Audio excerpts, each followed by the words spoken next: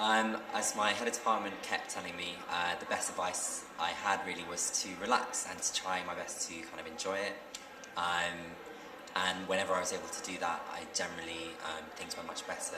And in fact, I started to realise that there wasn't a direct correlation between how much I really worked and planned something and how well it would actually go. And there was more things that when I just allow myself to adapt to the lesson as it went and just kind of go with the flow, that things actually went better.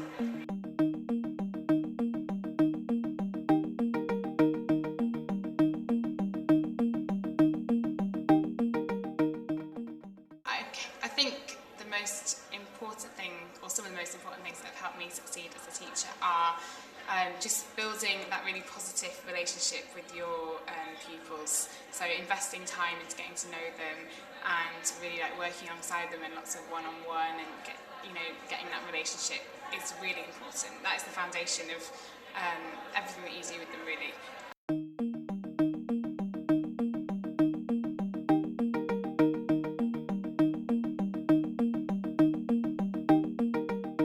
As my lesson planning got better, it became really focused on what exactly I wanted the students to learn and how I was going to teach it, and then how I was going to check that they'd learnt it. And again, when I just really held that at the front of my mind and didn't worry about sort of the complexities of what I was doing, it generally would turn out that we would really make better progress with that sort of lesson.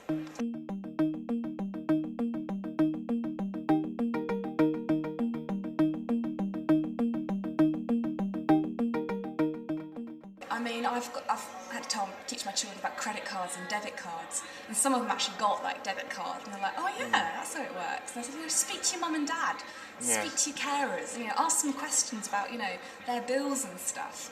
And they kind of think to themselves, oh yeah, they actually pay my mobile phone contract using direct debit. And, they watch the news as well, and they go, oh, that actually does affect me. I mean, a lot of my kids have been like, why is EMA being cut? Why are the government charging £9,000 a year? And it's like, well, the government is doing it for these economic reasons. And the kids get really involved because it does affect them, and it will affect them in the future as well.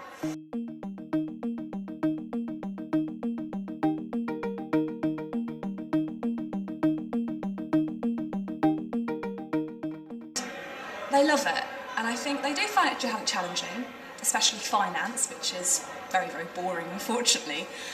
But they enjoy making the connections, they enjoy seeing why it's good to study my subject and what they gain from it. And even if they don't ever pursue a career in business, I hope I've given them the kind of financial know-how that will help them in later life.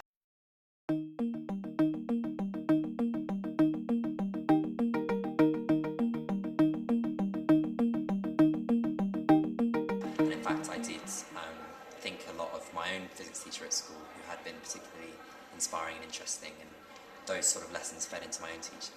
I'm so glad that I did TeachFirst. It's absolutely the right thing for me, and I think that it's this community of people that all come together because they believe in the mission and they all have this combined desire, to help those people who are disadvantaged.